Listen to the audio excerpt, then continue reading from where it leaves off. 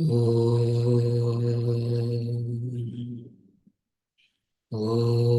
Sahana Vavatu Sahanao Bhunaktu Sahaviryankaravavahai Tejasvinavaditamastu Mavid Vishavahai. Om Shanti Shanti Shanti.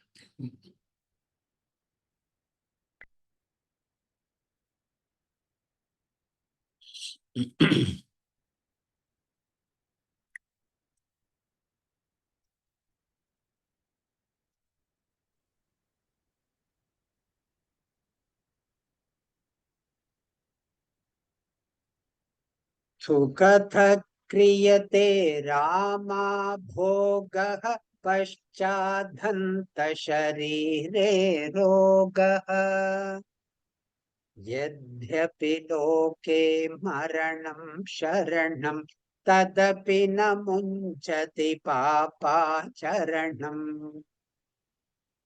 अर्थमनर्थं भावय नित्यं नास्ति तथा सुखलेश सत्यम् पुत्रादपि धनभाजां भीतिः सर्वत्रैषा विहिता रीतिः प्राणायामं प्रत्याहारं नित्यानित्यविवेकविचारम् जाप्य समेत समाधिविधानं कूर्ववधानं महदवधानम् गुरुचरणाम्बुज निर्भर भक्तः संसारादचिराद्भवमुक्तः सेन्द्रियमानसनियमादेवं द्रक्ष्यसि निज हृदयस्थं देवम् भज गोविन्दं गोविन्दं भज मूढमते सम्प्राप्ते सन्निहिते काले नहि रक्षति डुक्कृङ्करणे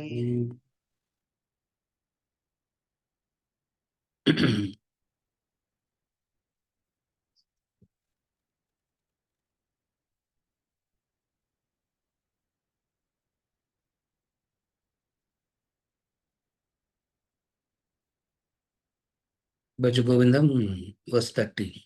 If Nityam, Anityam, temporary, permanent means the same, then what is the difference between Nityam, Anityam, Atma, Anatma? Number one, is there any difference or are they the same? They are the same. They are not different. Atma, Anatma, Nityam, Anityam is one and the one and the same. What is Nityam is Atma. What is Anityam is Anatma. Able to follow? If different, what is the difference? They are not different. They are one and the same. Whenever you say Nityam, what is Nityam? That which pervades all, that which exists in all three periods of time is Nityam. What is that? What is the name of that? Atma. What is Anityam? That which didn't exist in the past, that which will not exist in the future, but will exist now is Anatma, is temporary. What is that called? Anatma. Therefore, Atma, Anatma, Nityam, Anityam is all one and the same. Different words are used. Different word will be used. They are all one and the same. You follow? What is the next one you have in that same sequence?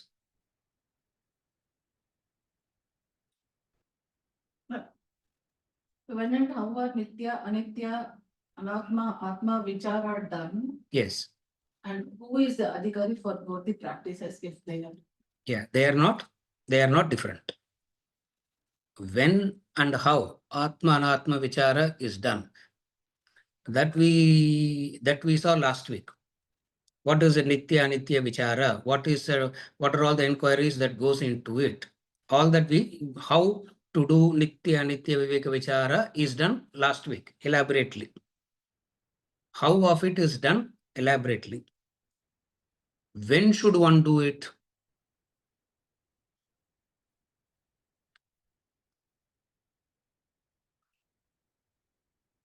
In the everyday Swadhyaya practice, self-study practice, the scriptures is helping you to do this. No, you don't have to specifically sit and do Nitya Anitya Viveka Vichara. When you are doing Swadhyaya, the scriptures are doing it for you in the initial stages.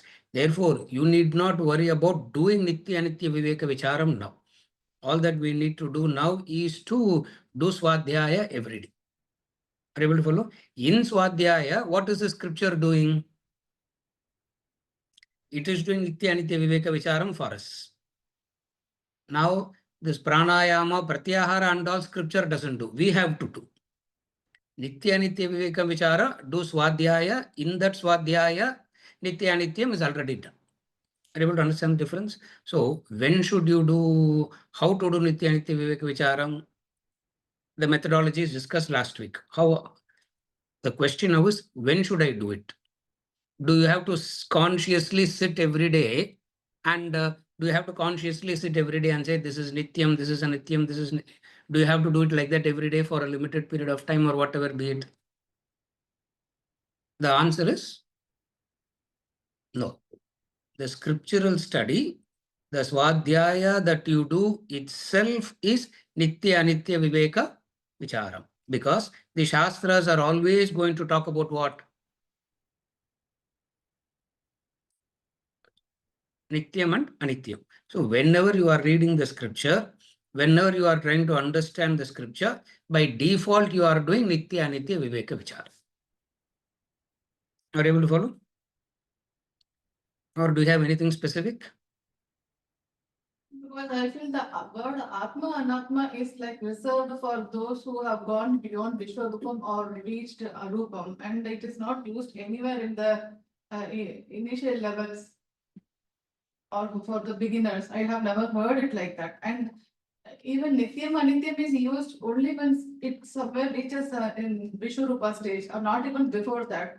So my doubt springs from this understanding that so for Nityam Anityam you have to reach Vishwarupa, and then for Atma Anatma you have to be somewhere in the meditative state.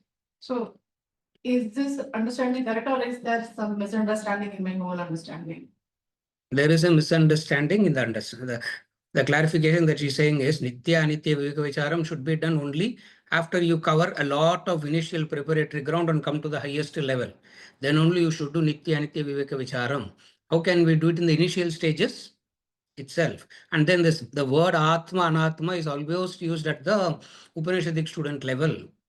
So how is it that these can be used? How is it that it is used even now? Is the clarification. Is the misunderstanding. So that is why I was wanting to know, is there a That is the difference in misunderstanding. That is a misunderstanding. Nitya Nitya Viveka Vichara is done in Shravana itself. When you are doing Shravana, what are you hearing? You are doing Shravana of the scriptures. What are you hearing? Each and every discourse is talking about what? Temporary and permanent, Nityam Anityam. So it means at the Shravana level itself, you are doing it. Manana, you hear it and then doubts come about it. You are clarifying the doubts. Even if you don't have any doubt, the scripture itself will pose question after question after question and keep answering those questions. What are we actually doing there? Nitya Nitya Viveka Vicharam. So right through parallelly, that's why I always keep saying Karma Bhakti, one pedal, Shravana Manana is another pedal. In Shravana Manana, what are you doing? Nitya Nityam is already, Nityam Nityam is being done anyway. Therefore, you cannot differentiate it like that. In the initial stages, I'll do only Karma Bhakti. Nityam Anityam and all will come after I graduate only. Why? Because even to do Karma Bhakti properly, what is required? Okay. Without the understanding of Nityam Anityam, if you start doing Karma Bhakti, what will happen? Without Nityam Anityam Viveka, without this Nityam Anityam study parallelly going on, karma will become a Punya karma activity. It will not turn into karma yoga. Karma will become into a karma will turn into a Punya karma activity. Bhakti will turn into Artha Bhakti, Arthartha Bhakta, Sakama Bhakti. Therefore, Nitya Anityam should be done parallelly so that karma bhakti can happen rightly. That's why in every class I always keep saying two pedals. Two pedals. What are the two pedals? Shravana Manana is one pedal. Karma Bhakti is another pedal. One fuels the other. The Karma Bhakti will fuel the Shravana Manana. Shravana Manana will fuel Karma Bhakti. Are you able to follow? Without Karma Bhakti, if you only do Shravana Manana, Nitya, Anitya, Viveka Vicharam without preparation through Karma Bhakti, what will happen?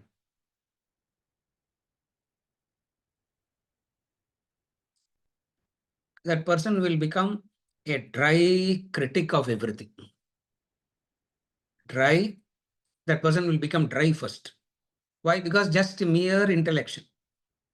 Number two, that person will become a very good critic of everything. Number three, which is the most dangerous thing.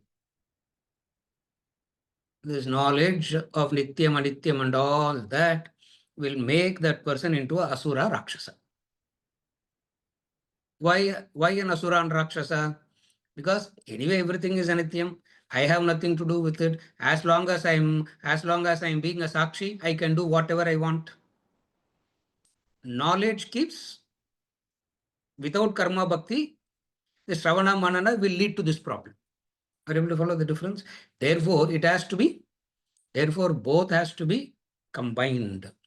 So for karma bhakti, you have to do Shravana Manana, Nitya Nitya Viveka Vicharam, Shastra will do. That is how team effort in the beginning. It's a cooperative endeavor between Shastra and you. Karma Bhakti you do, Nitya Nitya Viveka Vicharam the Shastra will do. Now don't let Shastra do Karma Bhakti, you do Nitya Nitya. Don't reverse that. The biggest problem in the Vedantic studies nowadays is Karma Bhakti is left to the Shastras to do, and they do Nitya Anitya Vivekacharam, which doesn't result in any growth at all. Are you able to follow? Therefore, in the initial stages, you do Karma Bhakti, and as long as you're doing Swadhyaya, Nitya Anitya Vivekacharam is done. You don't have to worry about Nitya Anitya Vivekacharam as long as you are listening to as long as you're doing Swadhyaya every day. Are you able to follow? Therefore, in this combination of spiritual practices, take responsibility for karma and bhakti. Every day you do Swadhyaya, that is more than enough. That's how it should be done. And words will be used interchangeably. Again and again, saying words will be used interchangeably. Nitya, Nitya, Atma, Anatma, all means synonymous.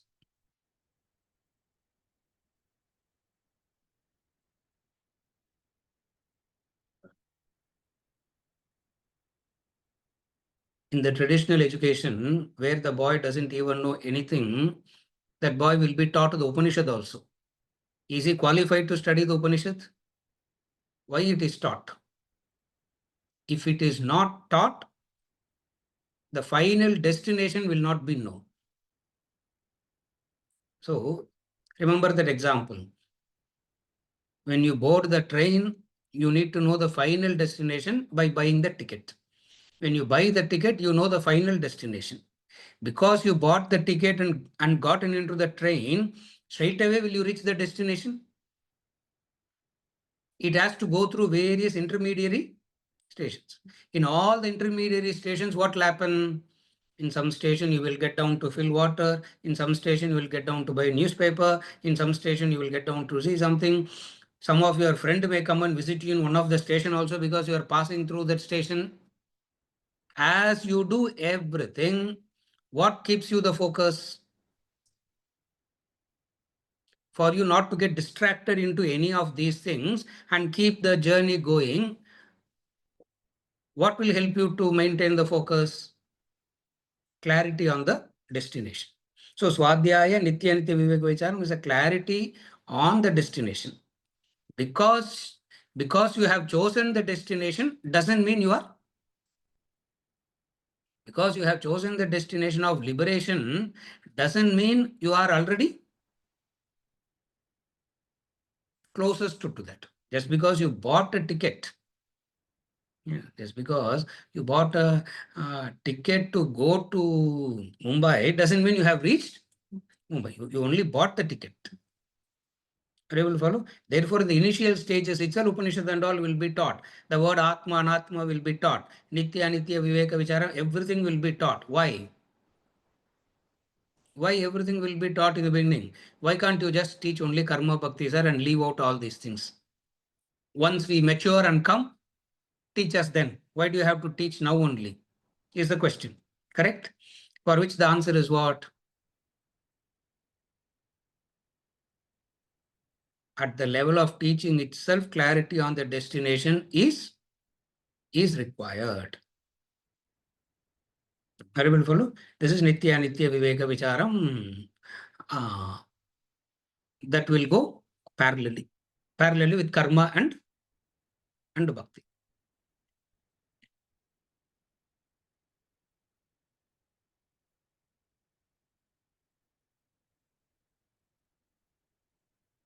Is there anything specific that you want to know? Yeah. Or does it make any contextual difference? There is no contextual difference. Words are used interchangeably. Words will be used interchangeably. You need to know the formulas and understand the context. Words will be used interchangeably. You need to know the concepts very clearly. Once you know the concepts very clearly, you will know words are being used differently. That's where again and again, whenever we get a chance, we keep going back to the basic formulas and keep reinforcing it again and again and again.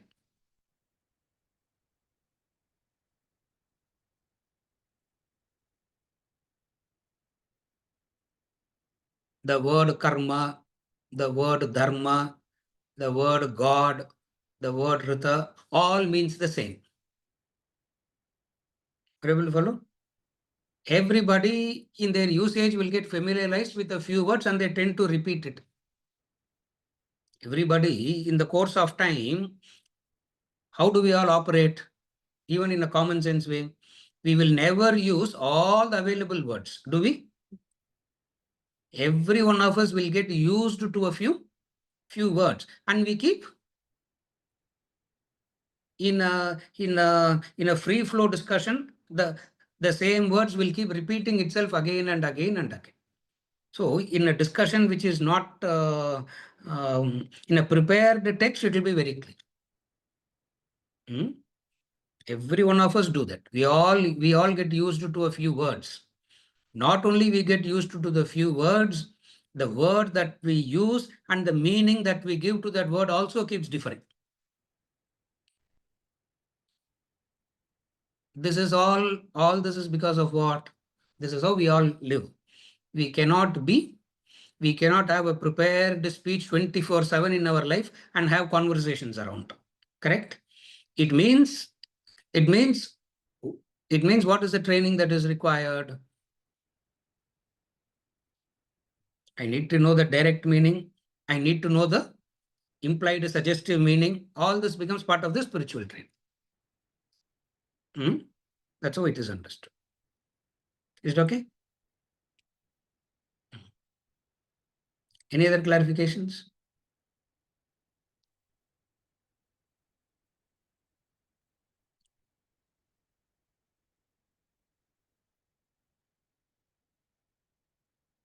Context. Pranayama means controlling the breath.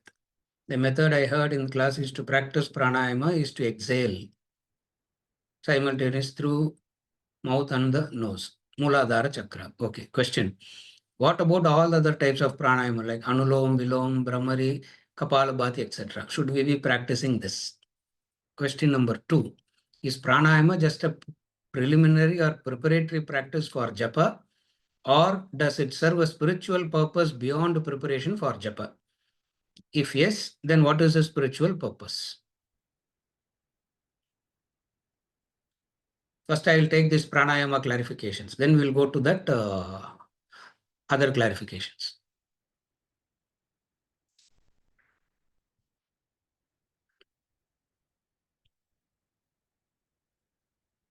Every spiritual practice, Amit, is infinite in nature. If you take a pranayama, there are so many practices in pranayama. If you take yoga and asanas, there are hundreds of asanas. So every spiritual practice the Shastras give is almost infinite in itself. Now, you cannot practice everything. You cannot practice all types of pranayama. You cannot practice all types of asanas. You cannot practice all. There are like you take to bhakti temples. How many temples are there in this country? Countless it is. So if you decide to visit the temples in the country, where will you start and where will you end? So every spiritual practice, that's the beauty of Vedas is this. Carefully follow. The beauty of Vedas is they talk about the spiritual practices, and each and every spiritual practices is a super specialization in itself.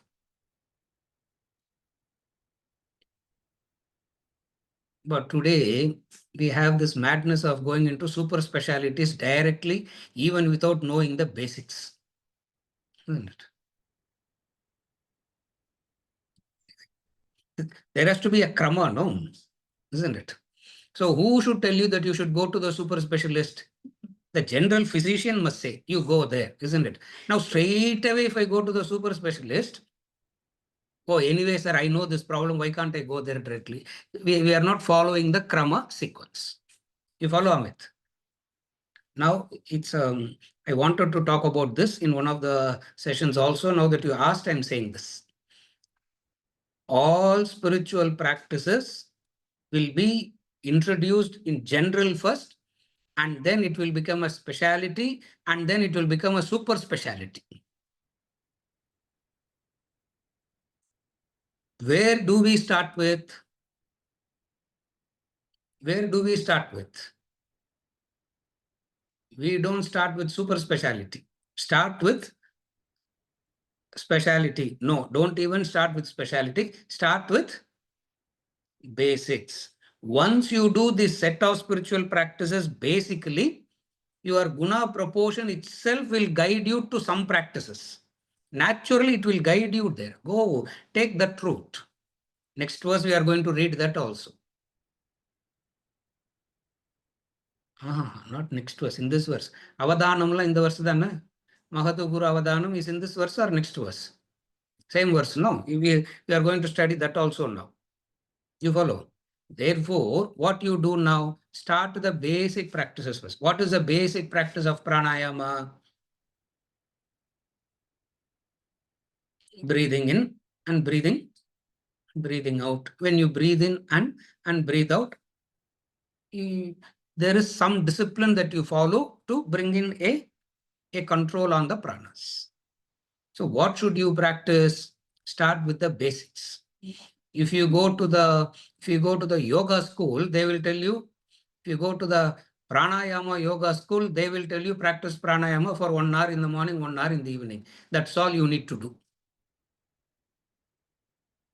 They will say, do this Kapalabhati, and then they so do this, and then they now by the time you do 2 hours of pranayama, nothing else will be left.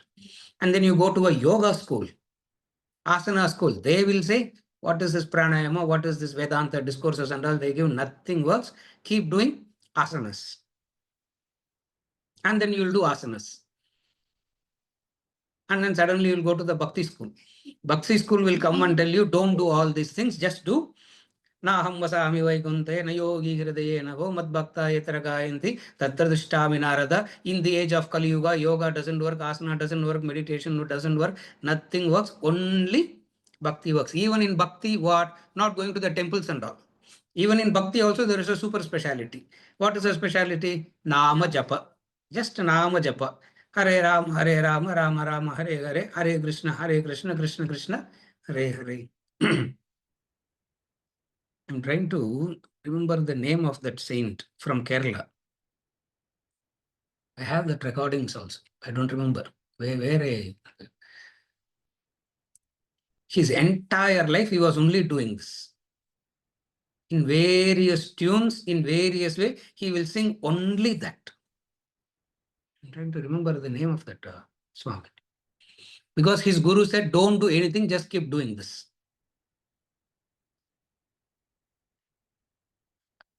Now the followers of that school will come and tell you, just keep doing this. And then you go to the Vedanta class, they will tell you what? All that is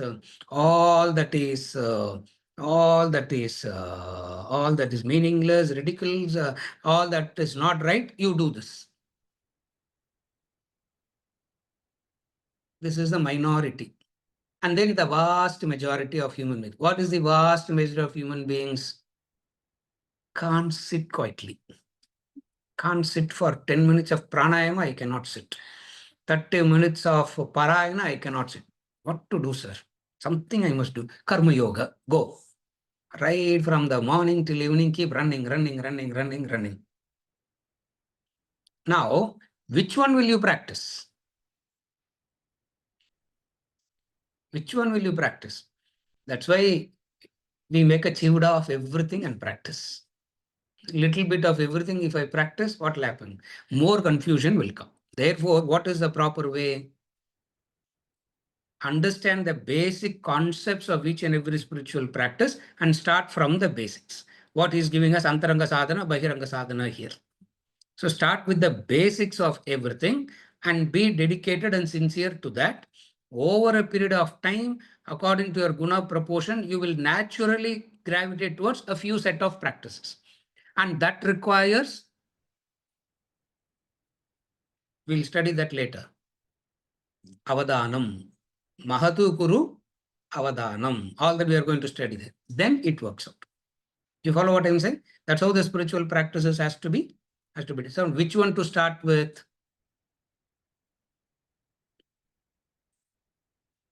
If Kapalabhati is an aggressive way of doing the Kapalabhati is an aggressive way of practicing this pranayama, and then there is the very passive way of practicing pranayama, which is Anulom Viloma. You breathe in, hold, breathe out, breathe in, hold, breathe out. It is more of a very, one is an aggressive method, another is the passive. So what do they do in the initial stages of pranayama classes? Both combined you do for 5 minutes, they will say. By the time you do 2 rounds of Kapalabhati, you will get so frustrated, you will want to get up and do. You will get so frustrated, you want to get up and do something. You follow? Therefore, all this needs to be done in a very basic way first. And then, depending upon the intensity of the practice, divine will guide you into what you need to do rightly. Like Sri Rama Rama Rama iti, it can be, or it can be just doing the yoga asanas and pranayama itself. All these practices becomes spiritual only when. Now I'm coming to the second clarification. All these spiritual practices, all these practices becomes spiritual. All these exercises becomes spiritual when? Only when you consciously tell yourself, I am doing this for the sake of divine. If you don't bring in God, it will not be a spiritual exercise. It will be a physical exercise. Intermittent fasting can be a physical exercise. Correct? Why? Because I don't want disease, I don't want. So it can be a mere physical exercise, or it can be a spiritual exercise. For example, studying the scriptures also can be a mere exercise, mere intellectual exercise, or it can be a spiritual exercise. Even the study of the scriptures also divides itself into these two. It will be a mere intellectual exercise if you don't bring in, by studying the scriptures, I want to unite with the divine. If you don't bring in that, study of the scriptures also becomes a mere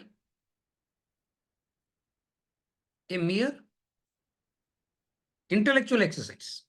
Yes, it may help you. All exercises may help you a little bit.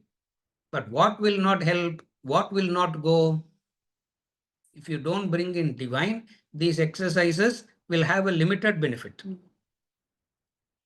But the real benefit will not come. Why? Because ignorance will continue to remain. Punarjanma will happen again and again and again.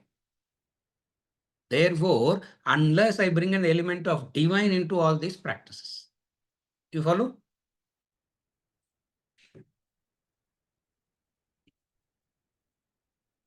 So previously, they said Ekadesi fasting, isn't it? Nowadays, social media fasting, WhatsApp fasting.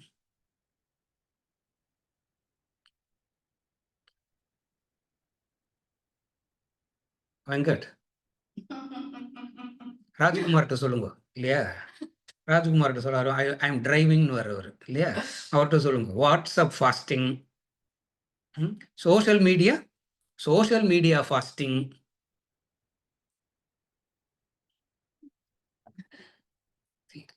அதில் indulge பண்ணாதானே ஃபாஸ்டிங்கே வரும். சாப்பாடே இல்லைன்னா where is the practice of fasting that's going to come? Are you able to follow? Indulging in money, indulging in name. So money fasting, name and fame fasting, everything will be everything. Are you able to follow? It can be a mere, it can be a very good health exercise, or it can be a spiritual exercise. In fact, fasting na pratyaharam nartham. Pranayama pratyahara. We are going to study pratyahara now. Pratyahara itself means fasting. Ensure that it doesn't run behind it. Ensure that it doesn't run behind. Now, you don't want to run behind it as to keep your mental peace. Oh, too much of feed. And what all you like to feed, AI operates based on what? What it will find out what you like and it will feed that. It will not worry about right and wrong. It will worry about, okay, try it out. Just for 2 days continuously, type the feed of suicides, harmful ways in which, now keep searching for that kind of news for 2 days. And then from the 3rd day, you open the thing, what will come to you? What will come? That only will come. Correct? Is there anybody tech expert here? That's how it operates. You follow what I'm saying? Therefore, it can be all this can be an ordinary exercise for mental health, or it can be spiritual. Now, when does it turn spiritual? Only when you bring in that divine, it turns spiritual. What is the difference between health and spiritual? Health means you can have a very good health and die and be born again and start all over trying to become healthy again. And then you make a lot of effort to be healthy again and die. Again, what will you do? Make a lot of effort to be healthy and die. Does it have any meaning? So what is spiritual means? That ignorance should go. You don't want to go through this again and again and again. You follow? Therefore, this is how it should be done rightly. Next, what is his problem about Kundalini now?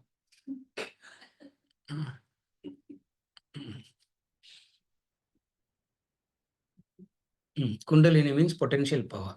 This power through constant practice can be awakened. It has got nothing to Siddhi powers or self-realization. Okay. Then what is this power that can be awakened through continuous practice? What is the practice to awaken it?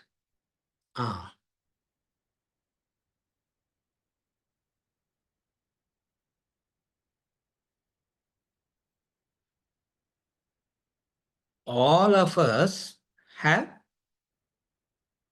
all human beings has a power, potential or available to us at birth itself. Available to us potentially, which we need to exercise and develop. What is the power? The power that we are trying to develop is only one power. All spiritual practices aimed at developing one power. What is that one power?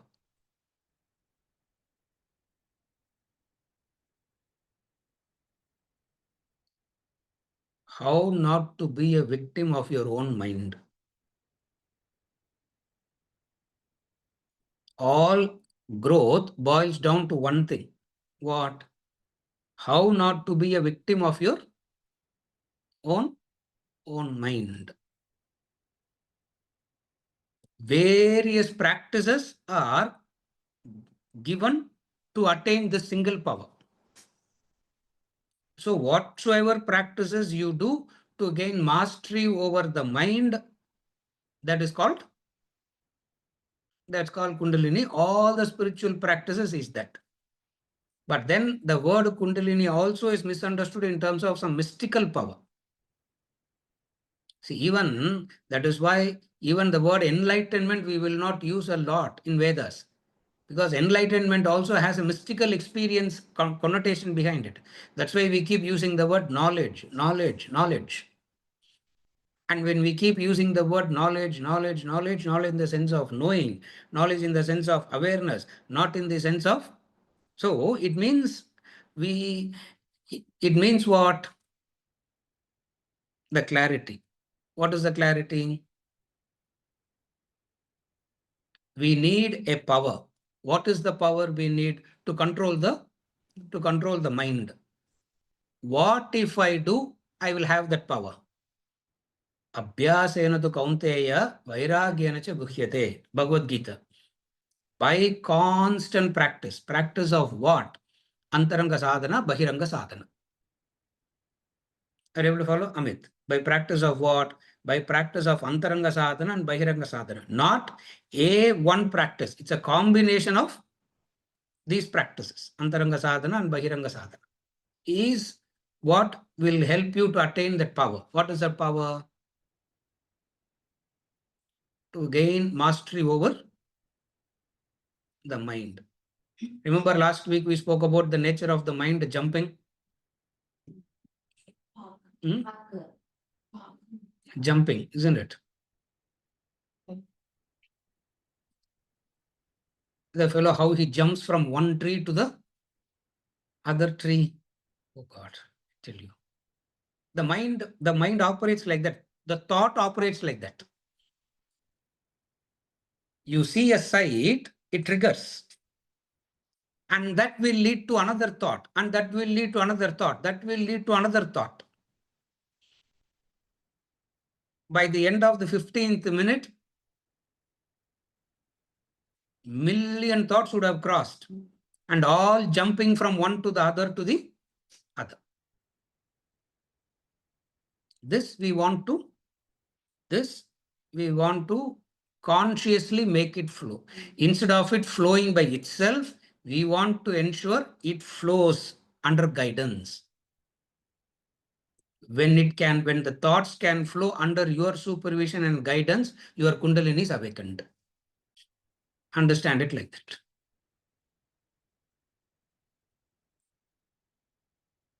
It is not going to awaken through your spine. Please.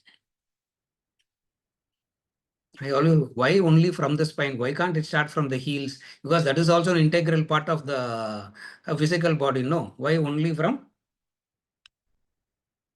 I'm not ridiculing that. I'm saying it's a separate Science by itself, which has a different, it has a different purpose to it. What is the different purpose? Siddhi powers and all is the purpose there. It's a power-driven thing. See, everybody wants to control. No, everybody wants power. No. One way of power is wealth. Another way of power is political. There are various ways in which you can aspire for power.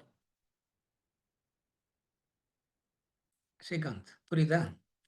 There are various ways in which you can run behind power. Various ways of power.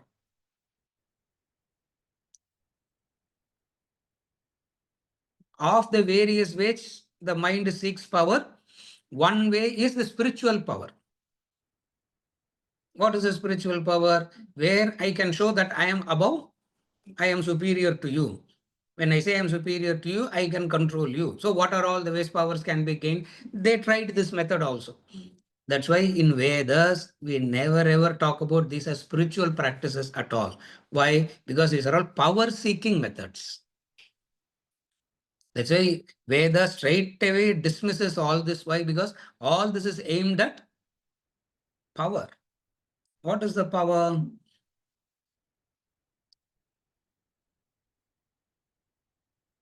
The man walked on water and told Ramakrishna Paramahamsa, I walked on water. So he said, how many years of practice it took to walk on water? 19 years.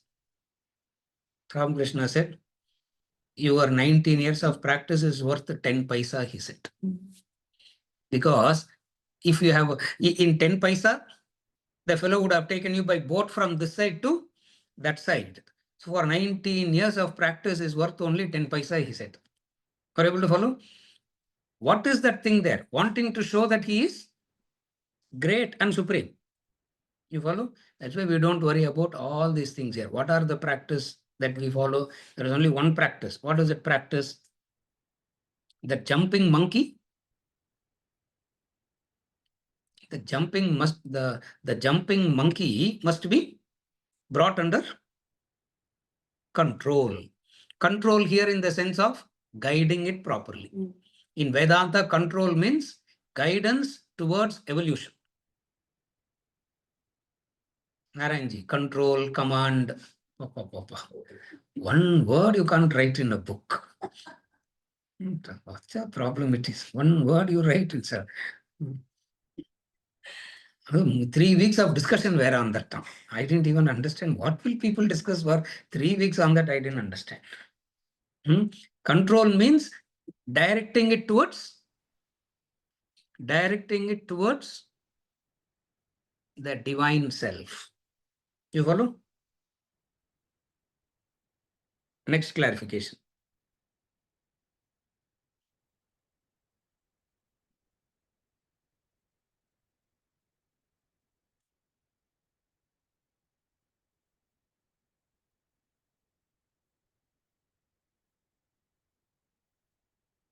In scripture, the Sanskrit word moksha has 33 different meanings. The way we talk about is Brahman, knowing your true self. Although the question will not bring about transformation, it could temporarily satiate the mind. Amit, very correct. Temporarily it will satiate. Why are there so many different, at times contradictory definitions of moksha? Different because of different gradations of growth. Different definitions of moksha is because of different gradations of growth. And at every stage, one stage itself will look ultimate to that level. So different definitions, not because there are different types of moksha, there are different gradations in which people evolve. So each and every gradation, at that level, they will take it as ultimate and call it as moksha. You understand that? You understand what I'm saying? Therefore, there are no 33 different gradations.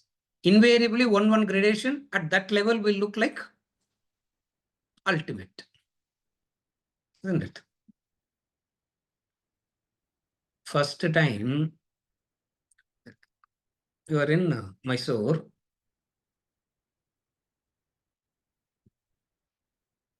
Ranjani said, come home early today for we have to go to graduation ceremony. I said, who's graduating? Swati is graduating. I said, what nonsense? Only 2.5 years old, what graduation? Graduating from, what is that? Graduating from preschool to go into KG. See, at that level, that graduation is a big thing. Correct? At that level, it is a very big thing. But then, so at that level, what is moksha? At the pre-kindergarten level, what is moksha? That itself is a moksha. At the kindergarten level, that itself. Therefore, if you see, gradations is there. So at each and every level, that itself will look like moksha.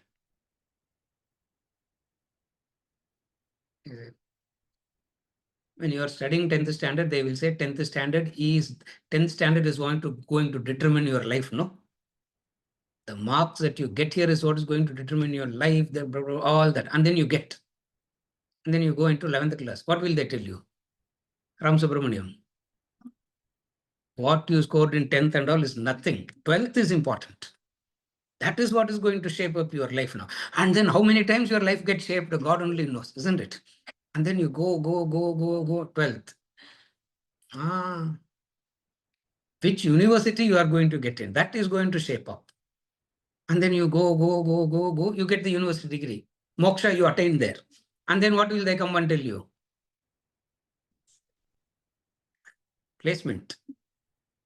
And then you get placement. Moksha, no. It goes on and on and on. You follow what I'm saying? But then at every level, you have to be good. For you to go to the next level, at every level, you have to be good. In that sense, it is very important. We don't ridicule anything.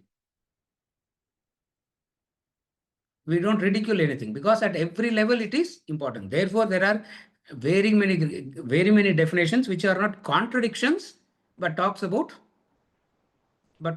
gradations.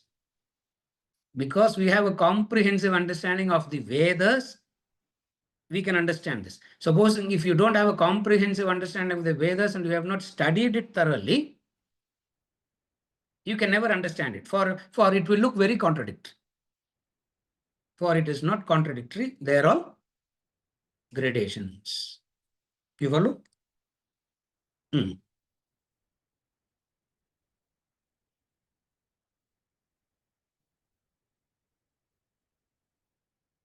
How do we know what is the correct definition? If there are so many different, at times, contradictory definitions of moksha. Amit, how do we know what is the correct definition?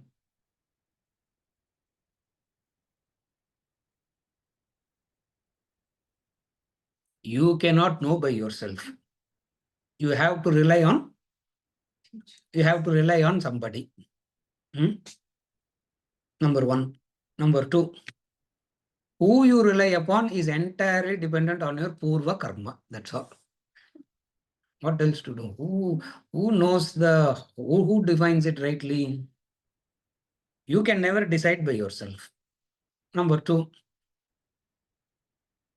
your good karma, your sincere Shraddha based karma will guide you rightly. You can never know it by yourself. For you to know it by yourself, you should have transcended. It's very simple, Amit.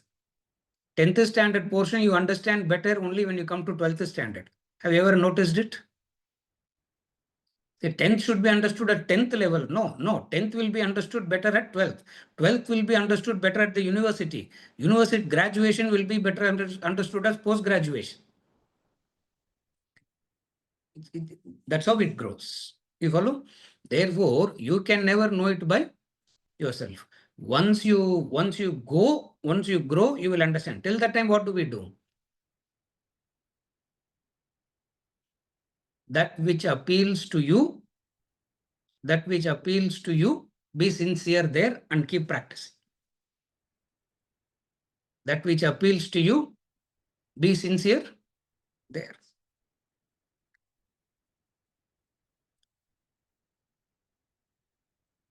It should be appealing to you first. Last year, one of the persons very close to me asked this in US. He said, I want to have an Ishtadevata. What do you suggest? I said, obviously, Jesus Christ. Where is the problem? I said. Why? Because that's your affinity. You have been born there. You have been do that. Now I can't tell you have Krishna because there will not be an. It will not appeal. Therefore, but what if it is limited? I said, first you be there, be sincere there. And after being sincere there, if you find any limitation in that, we will talk, I said. First be sincere there. After you being sincere there for a period of time, if there is any limitation, we will talk about it. Are you able to follow? That's how it works. You that which appeals to you, be sincere there. Even in a classroom like this, the way that I am talking, it will not appeal universally.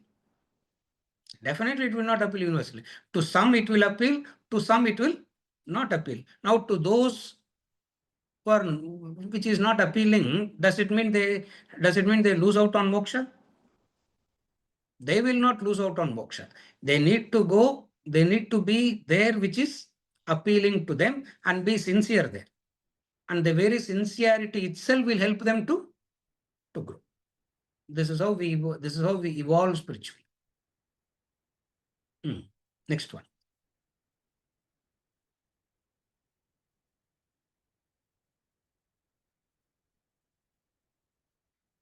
In the Kundalini school, how is moksha defined as an experience in the body? That's their definition. How, I don't know. They are defining it like that. And I have not studied that school. I have not practiced anything in that school to know. But that's how they have defined it. That's why I have heard from a few masters in that school. Now, don't ask who are they and all. Don't worry about that. Next question. What is the direct cause for moksha? The direct cause for moksha is Atma Bodha, verse number 2. Amit. Atma Bodha, verse number 2. What is that verse? Atma Bodha number 2. Akasya Vakshniva Jnanam Vina Moksho Na Siddhyati. That is verse number 2, Atma Bodha. That is the direct cause for cooking is fire. Preparing and cleaning is the preparation. Cleaning and washing and cutting the vegetables is the preparation. What is the direct cause for cooking? Fire.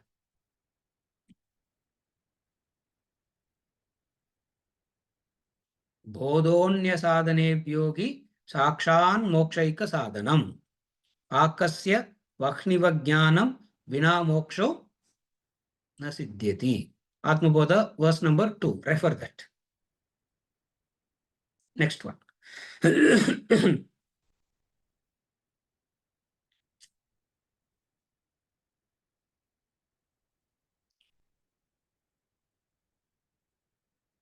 While discussing Nitya Nitya Viveka Vichara, our observation is we want name, fame, power, etc. that lasts permanently. That is not possible. Some people have it for their entire lifetime. So it is possible. It could be permanent, but not infinite. This is what I said. As it relates to materialistic desire, could some of this materialistic desire be Nityam for our lifetime? No. It will keep changing. You cannot have a permanent desire for your lifetime. It will keep changing. What will be meaningful at one point of time will not be meaningful at another point in time. The effects of it may be, the effect of it will have a longevity. What is the longevity? You may have wealth for your whole lifetime. You may not be starving and begging in the streets. for one lifetime. That is possible. You may be in a reasonable state of power for a period of time. That is possible. But those are all effects.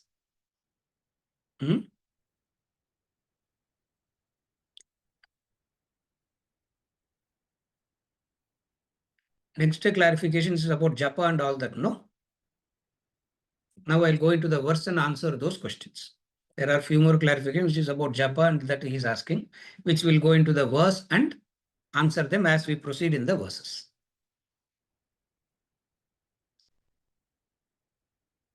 Pranayamam pratyaharam nitya nitya viveka vicharam jhapya sameta samadhi vidhanam kuruvavadanam mahatavadanam. Of that, nitya nitya viveka vicharam we studied. And then japa we started studying last week. So what all we studied in that antaranga sadhana, nitya nitya viveka vicharam, we have studied that. Pranayama we have studied. Japa we started last week. Japa is what we started last week. And the technique of japa we saw. Why? What is the reason of japa, etc. What is the methodology of japa? How do you do japa? How do you do japa? Predominantly, japa is done using the beads. And always the number of beads is always there's a standard number we keep for japa. What is the standard number? 108. So if you go through one round, you have covered 108 times. On an average, a human being breathes 21,600 times a day, they say, on an average. 108 into 200, what is the number? Calculate பண்ணுங்க. 108 into 200. What number it will come to? It will come to, correct, 21,600. If you cover 200 rounds of japa every day, it means each and every breath of yours, you have thought about God. That's all. Each and every breath must be about God.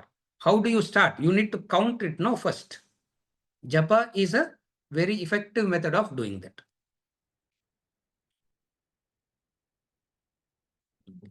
Every time you hit the meru, which is supposed to be the central bead, which is the central bead, you have covered 108 times. And then also we saw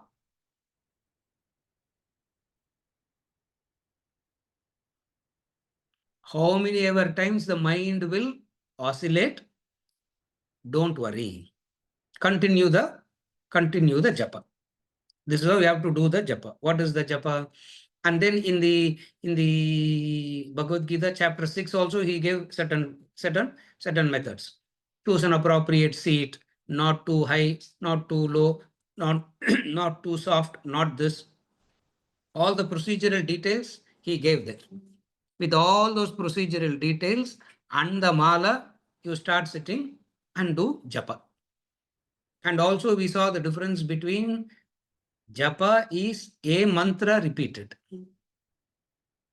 Parayana is the various names repeated.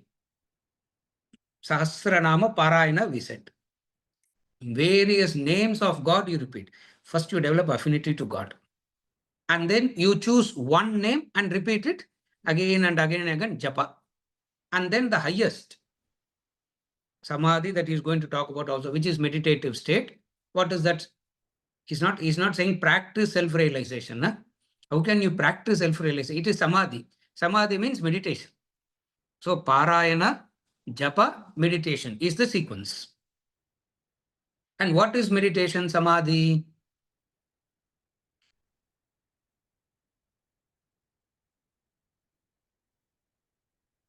Sound, silence. Sound, silence. It's a gradual gradations. You follow what I'm saying? So japa means first you start with lot of names, and then you come to a single name, and then over a period of time you graduate into sound, silence, matra, amatra. The samadhi is called matra, amatra. Another name for samadhi is ajapa, japa. Ajapa, japa. There's another name for it, which is samadhi. Now, all these are various terms that will be used for samadhi, meaning meditation. Samadhi, not self-realization. Samadhi means meditation in this context. Samadhi. Samadhi. Another reference to that is 52-53, chapter 2, Bhagavad Gita, where he talks about the Sthita Prajna, the person of steady wisdom. Enlightened one, we stretch it to enlightenment, but here we are talking about sadhana. Because it is sadhana, antaranga sadhana, samadhi should be used in the sense of meditation. These are all things that is associated with the japa. Are you all okay with the japa till now? Yes. So, are you saying that does affinity to God develops into one Ishta Devata name for japa because of Sahasranama Parayana over a period of time? Yes. Yes, the clarification is, if you keep repeating various names, of the various names, one name you will develop an affinity to, that you start using for japa. So is that the progress? Yes. That's why the parayana, japa we said. The sequence is that. You follow? That's how it is done. Some name should appeal to you. In order for some name to appeal to you, you need to do a lot of things. Parayana will help. Some affinity, some name, some God. You follow? All that is important in japa.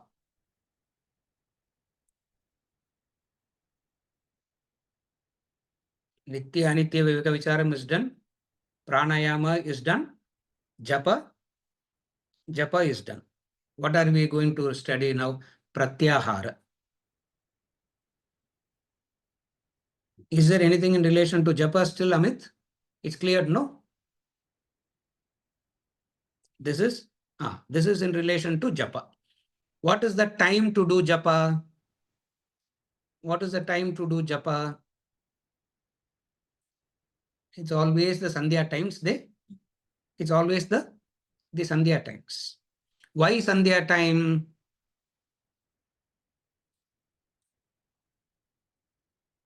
You start the day in the morning Sandhya. You end the day in the evening Sandhya. Nowadays, we start the day at 11 o'clock and finish the day at 1 o'clock in the morning. Now, what Sandhya do we do? Are you able to follow? So, it is done at the Sandhya. It is done at the Sandhya times. First thing in the morning, japa. Don't do japa first thing in the morning. First thing in the morning, do swadhyaya. Do swadhyaya because that sets the direction for the other practices. So, swadhyaya is the first practice, and then do japa. Meaning not next to the other. Because in the context, I am saying this. Now, you do it according to your time and proportion, etc. So, when should japa be done? In the Sandhya times, it should be done. How many times? Numbers. How many numbers? Start with at least finish one mala. To start with, finish at least one mala. One round you finish. By the time you finish one round, mind would have the jumping. The jumping would have happened. Don't worry about the jumping. Are you able to follow? The time, the place, the mantra, the technique behind it, everything about japa we have studied.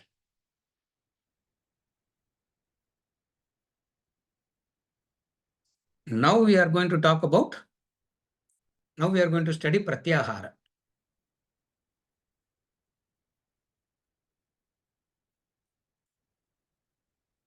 Etymologically, pratyahara is prati ahara. Prati means reversing, back, against, opposite. Prati means reversing, back, opposite, against. Not again. It is against, opposite. Ahara means food intake, gathering. Now, prati ahara, pratyahara, what meaning you will get? Against gathering, against intake. Are you able to follow the etymological meaning? It means to withdraw. To withdraw. Very important practice is this pratyahara.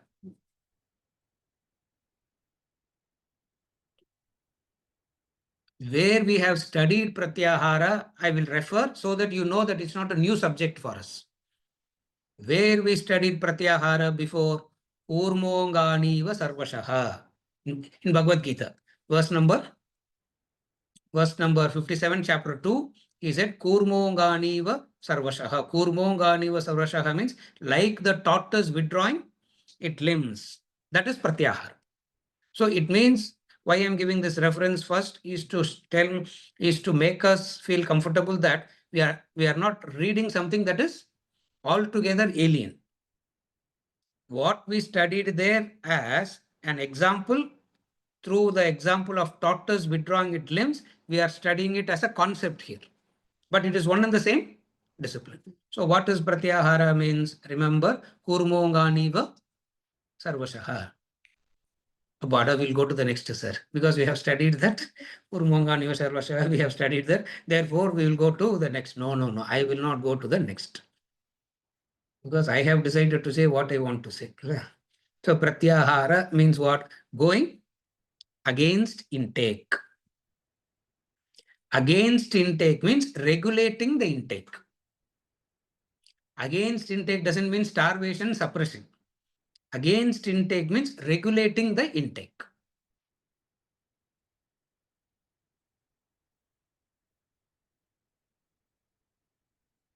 In japa, we said the mind is jumping. Correct? Pranayama brings a temporary quietude, we said. It will aid in japa. But in spite of it, mind will keep jumping. Pratyahara addresses that part also. It's a complete practice by itself. Pratyahara addresses the jumping nature. What is that jumping nature?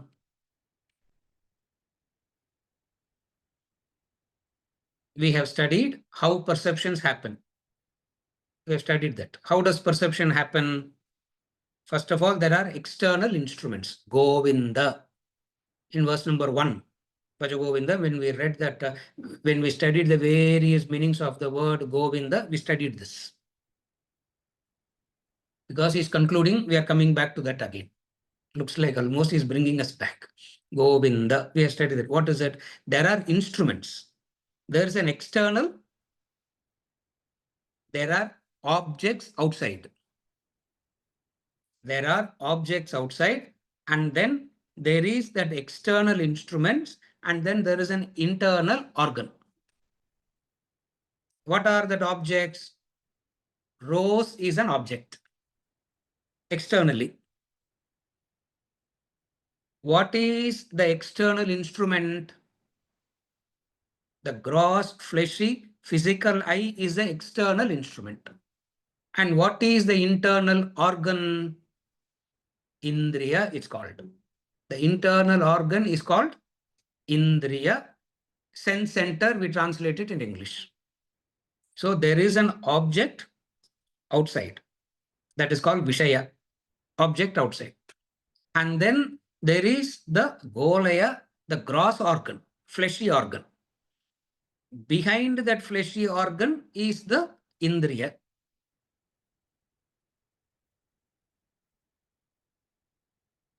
Object, fleshy organ, indriyas. And where is this indriyas located? In the mind.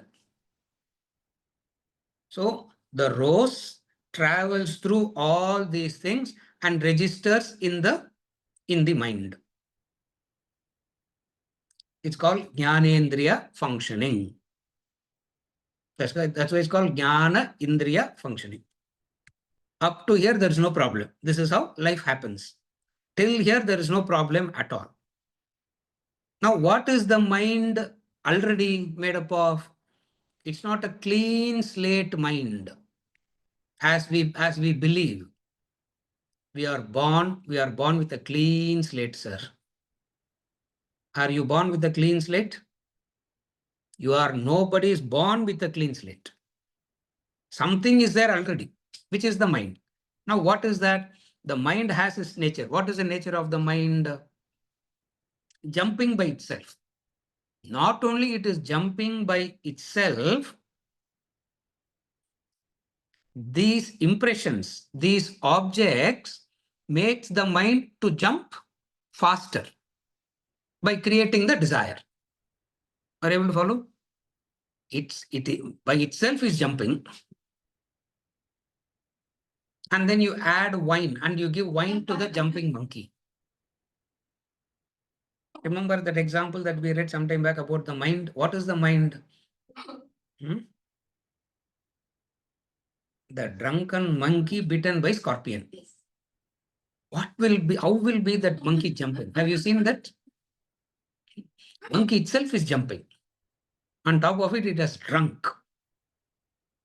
Not only it is drunk, it is bitten by the scorpion. What will be that speed of that monkey? How tiring it will be. You follow? This understanding the Vedic rishis had about the mind. And now we need something to quieten it. How do you quieten it? Stop feeding it. Ahara, reduce the ahara. That's called prati ahara pratyahara. It's a beautiful discipline. In the modern day, we call it as fasting. Somewhere in between when I answered, I said, no, pratyahara means WhatsApp fasting. Social media fasting.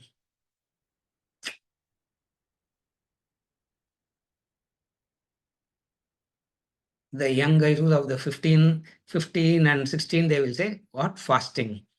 WhatsApp detox. That's the modern word. Fasting is old age. Fasting is old age word. WhatsApp fasting is old age. No. What is the modern word? You know? Palatur. WhatsApp detox. The detox is pratyahara. The detox is called pratyahara. Words keep changing. Concept doesn't change. That's what I'm trying to explain. Words keep changing. WhatsApp detox. Somebody told me that. 5 days I'm doing detox. I said, what do you do? For 5 days detox, what are you going to do? Social media detox. For 5 days, I'm not going to look into my Insta.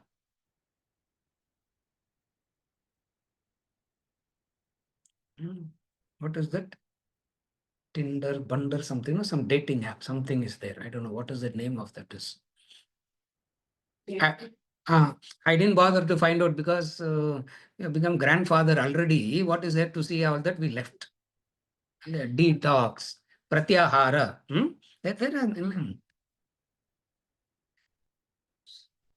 Literally, one person asked me, one girl asked me, sir, are you in that app? I said, why will I be in that? I said, because she knows only that and she searched for me in that.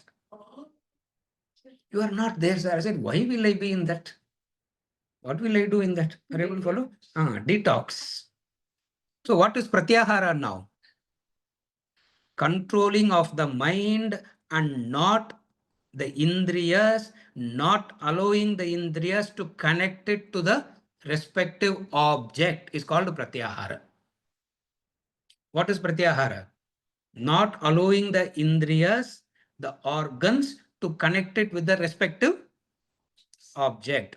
Kurmonganiva sarvashaha. Are you able to understand now? Pratyahara. Due to one of the important, all disciplines are important. Each and everything has a specific role to do. Each and every discipline has a specific. And then this pratyahara itself, now don't ask questions on this now, Amit. Then don't tell me why are you saying all this, sir. I'm saying all this so that people will question. I can go on. I want to make something which is known clearly. And this pratyahara also is divided. There are 4 types of pratyahara. Indriya pratyahara, karma pratyahara, prana pratyahara, mano pratyahara. Pratyahara itself, because having said pratyahara means detox, there are detox at various levels. No, what is the problem? Pratyahara means what? Contact is making you toxic. We do not know how to contact and not get toxic. Either we contact and become toxic, or we don't contact and get suppressed. Again, I repeat, we contact and it gets toxic. And then we avoid contact, become suppressed.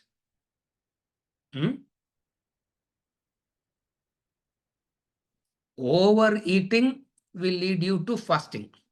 Fasting will lead you to overeating. What is pratyahara? What is pratyahara? Regulated eating, regulated intake. In order to regulate the intake, what you need to do? Minimize the intake. Don't take intake for a few hours or a few hours. I was about to say few days, don't do that. Yeah, I was about to say few days, don't try that. Because medically, sir, I can't take. Every few hours I have to take. Please, don't, I'm not. That's why he says pranayamam pratyaharam. It's not poetically rhythmic. Spiritually also, it is all interconnected. This pranayama, this pratyahara, this japa, all these are so, one leads to the other. Therefore, the way that you do pranayama and the way that you do pratyahara will have its effect on the japa. Will have its effect on the japa. Have you ever noticed, if you are half stomach and empty stomach, you can concentrate better? Have you ever noticed that? That's all it is. Half stomach, quarter stomach, you will concentrate. It's natural, it is. Because ahara will tend to slow down. Therefore, a pratyahara means against ahara. Against ahara means regulating the ahara. So it means Kurmonganiva Sarvasha has said every sense intake must be regulated. That is why taking this cue from that, Shankaracharya says ahara means food for all the senses. It is not just the food as in the normal food. What is food for the eyes? What is food for the nose? What is food for the taste? What is food for the touch? Everything has to be pratyahara, regulated. Why it has to be regulated? Because we know only one way of contact. What? We know only one way of contact. What? Getting carried away by the contact.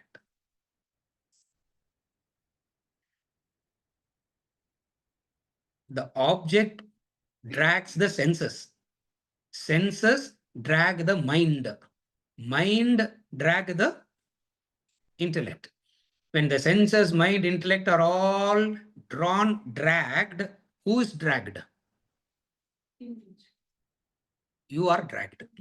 So if you want to stop the dragging, where do you start? Ahara you start. Pratyahara, one of the important disciplines. Patanjali gives a beautiful definition of pratyahara, because all these words are beautifully defined in the Yoga Sutras by Patanjali.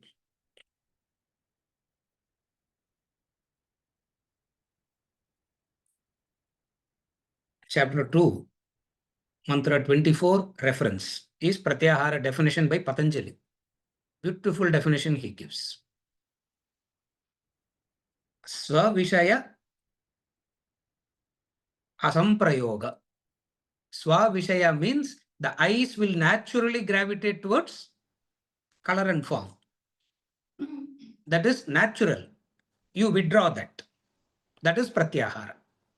Swavishaye. Swavishaye means every indriya, every sense organ will have a natural attraction to the respective sense objects. Now, what is Pratyahara? That which is naturally getting attracted to you, you regulate, you withdraw.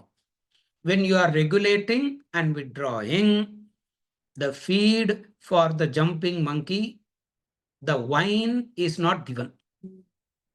Monkey will continue to jump. Because alcohol is not supplied, what will happen? Reduced jumping. Jumping reduces. Are you able to follow now? Jumping reduces. Now it is jumping, and you feed alcohol, it tends to jump more. Because of this jumping, it gets noxion shock, scorpion biting, it jumps more. All that we do is aggravating it. Now we want to stop it. Straight away, I want to still my mind, sir. What? The drunken monkey which is bitten by scorpion, you want to quieten it straight away? How is it possible? Is it possible? It is greedy and ignorance to think it is possible to do it straight away. Kuru avadanam mahad avadanam. Do it. That we are going to continue next. எப்ப sir முடிப்பீங்கன்னு கேட்காதீங்க. When will we finish this verse number 30, sir? I have a deadline. Till the time I will drag. Narayanji, I have a deadline. Because see, some of the verses gives us an opportunity to study these words in detail. Otherwise, we keep studying everything in general. These words give us the opportunity to study it in detail so that we can map it mentally so well inside of us. Antaranga sadhana and Bahiranga sadhana. So what is that which naturally goes, you withdraw it. And when you withdraw, what is very important in withdrawal? The time is very important in withdrawal. Time meaning for how many hours or minutes in a day you are going to practice it is very important. You can't randomly practice. Therefore, what do? You integrate everything into one. Pranayama you do, pratyahara you do, japa you do, all gets integrated. Are you able to follow? Pranayama, pratyahara, japa, all gets so integrated into one flow. So what is that flow? I have decided to do japa. When I have decided to do japa, what I will do? I'll do pranayama to bring a temporary quietude. In that period of japa, I will shut out from all other sensory inputs. Because I don't have time, sir. While cooking only, I'll do japa. So as I am doing japa, I'm counting the number of whistles also. You should not do japa like that. I'm not saying you shouldn't, but then sometime in a day, dedicatedly, I must sit and do exclusively this. That is practicing pratyahara. In the flight, I can practice japa, no? As an additional japa, you can do. But every day you must withdraw and do it specifically. Are you able to follow? All this can be additionally done wherever it is possible. But then that is not the proper way. What is the proper way? You take a dedicated fixed time and do it. In that fixed time, all senses will shut down. What is all senses shutting down means? In the modern day context, the first pratyahara. Put your phone in airplane mode. Other practice of pratyahara. You know that? Put it down. What will happen? Nothing will happen. But sir, in case if some emergency call comes, but you are in, are you a doctor in the emergency room or what all the time? You know, only the doctor in the emergency room will face this all the time. Rest of us will not face it. Rest of us have enough time to deal with all this. Only person who will face emergencies in life all the time is who? The doctor in the emergency room. Why? Because somebody has drunk poison and come, somebody attempted suicide, poison comes, another, by the time he attends to that, another accident fellow, fallen child will come. By the time he attends to that, accident victim will come. 24/7 emergency there only. Except that room, we all don't face emergencies. Mind is worried about all this. Therefore, what do you do? Pratyahara, cut down, cut it, cut it, cut it. It's called pratyahara. So what is what is pratyahara means? Detox. Pratyahara means detox.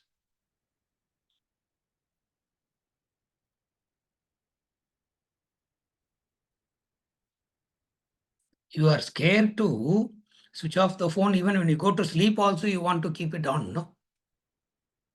Why? Constant intake. We want that constant input.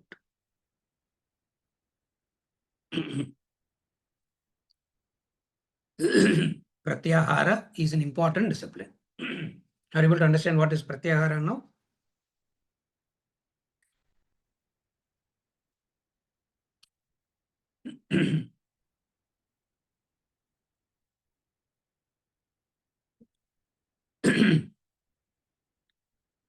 Opposite of pratyahara is multitasking spiritual disciplines.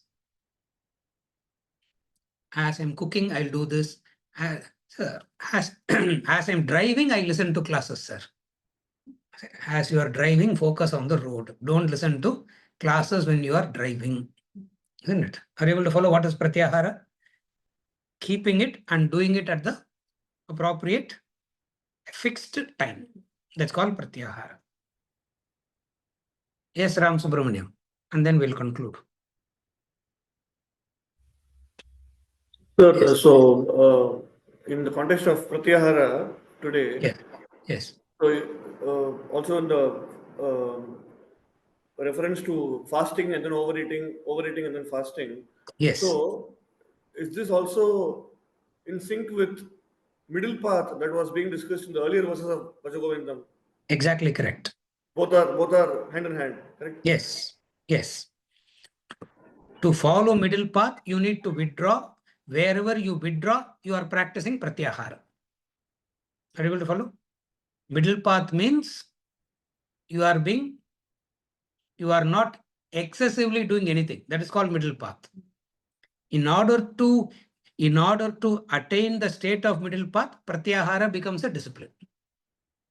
Pratyahara becomes a discipline. Correct. That's why we say, instead of saying practice middle path, we say practice pratyahara. It will lead to middle path. Are you able to follow? When we talk about middle path, we would have said practice middle path also. We would have said that. That's why it is very confusing.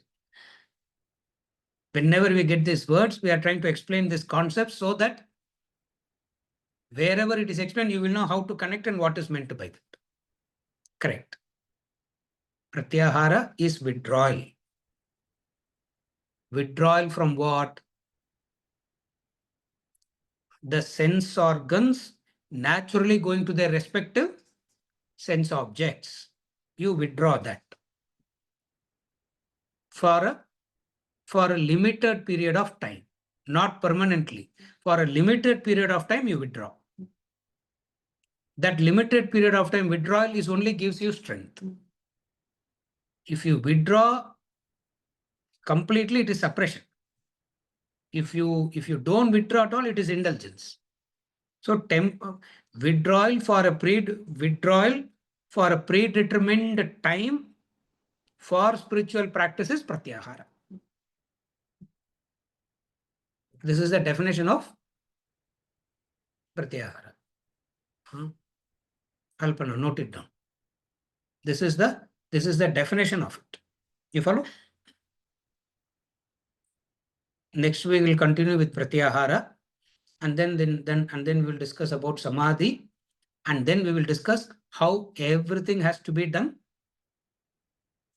How everything has to be done in its natural pace without trying to accelerate it. Guru avadanam, mahad avadanam. இவ்வளோலாம் பண்ணுமா sir? So difficult all this is. Is there another method? Guru Charana Rambuja Nirpara Bhaktaha Samsara. Next verse. Hopefully we will conclude Bhaja Govindam in this Janma. And then we'll see what to do next.